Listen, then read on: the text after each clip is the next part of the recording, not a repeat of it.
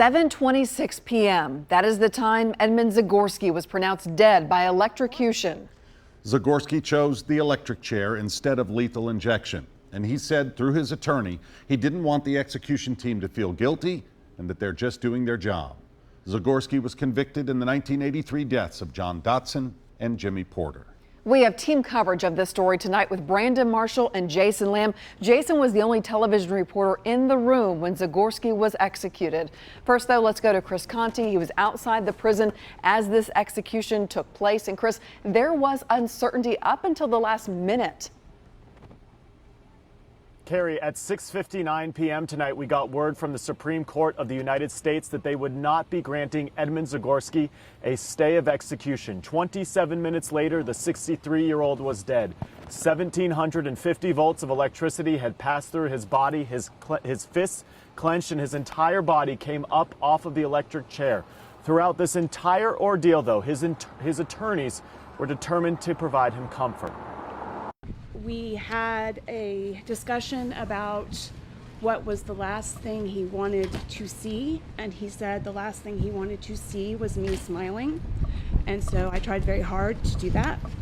And we did have the understanding that if I was placing my hand over my heart, that meant I was holding him in my heart, and I asked him to just make sure and look at me. In his last moments on this earth, Edmund Zagorski told the execution team here at Riverbend that he did not blame them for his execution, and he wanted them to know that he understood they were simply doing their job. At 7:13 p.m., Edmund Zagorski was given the opportunity to make one final statement. His last words before being electrocuted to death were, quote, "Let's rock." It was all very quick. 3 minutes and 30 seconds later, he was declared dead by a physician some 35 years after he shot, killed, and slit the throats of two men in Robertson County after a drug deal gone bad. He had no family members present today, although there were family members of the two victims inside the execution chamber, along with a number of media witnesses who talked about the experience once it was all over. What stays with you the most about the whole experience?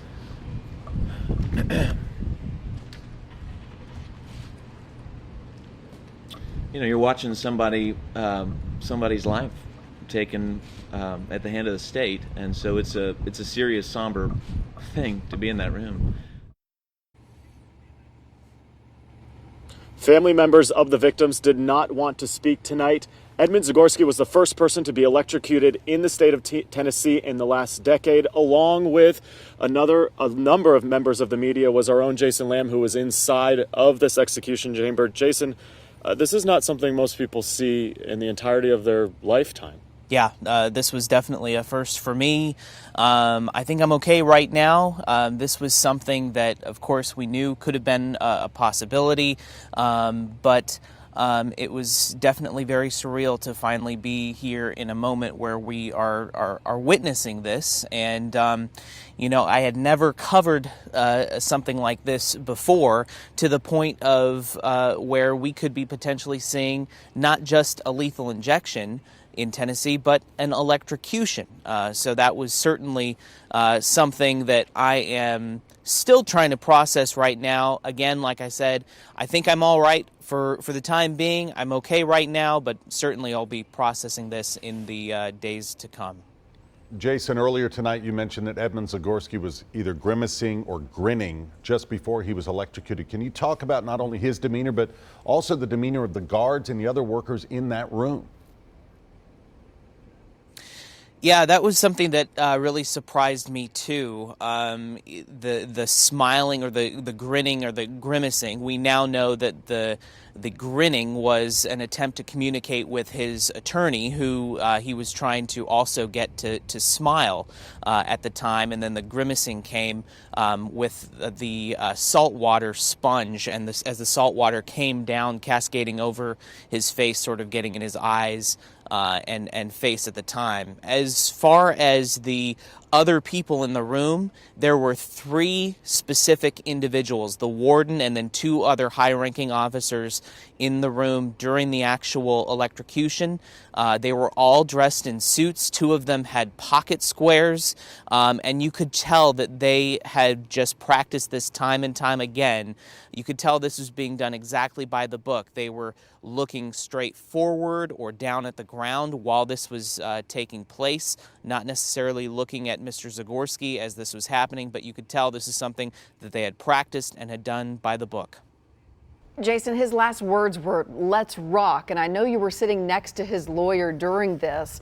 Did she have any insight into those words?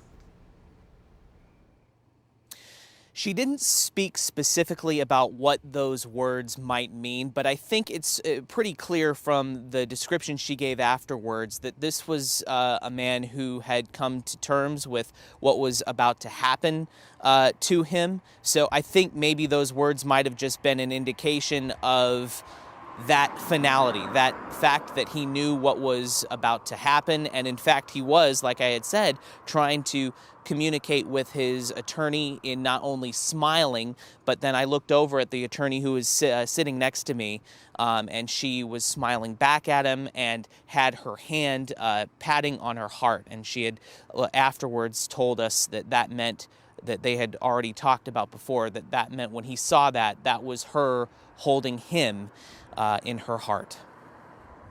Jason, thank you for your live coverage tonight, along with Chris, and for the account of the execution tonight. Here is a look at the timeline of Edmund Zagorski's criminal case. He killed John Dotson and Jimmy Porter. That was in April of 1983. Their bodies were found 2 weeks later. Zagorski then fled to Ohio, and that's where he got into a shootout with police on May 26 of that same year, shooting one officer 5 times. Now, all of those officers survived. Zagorski was brought back to Tennessee and sentenced to death in March of 1984.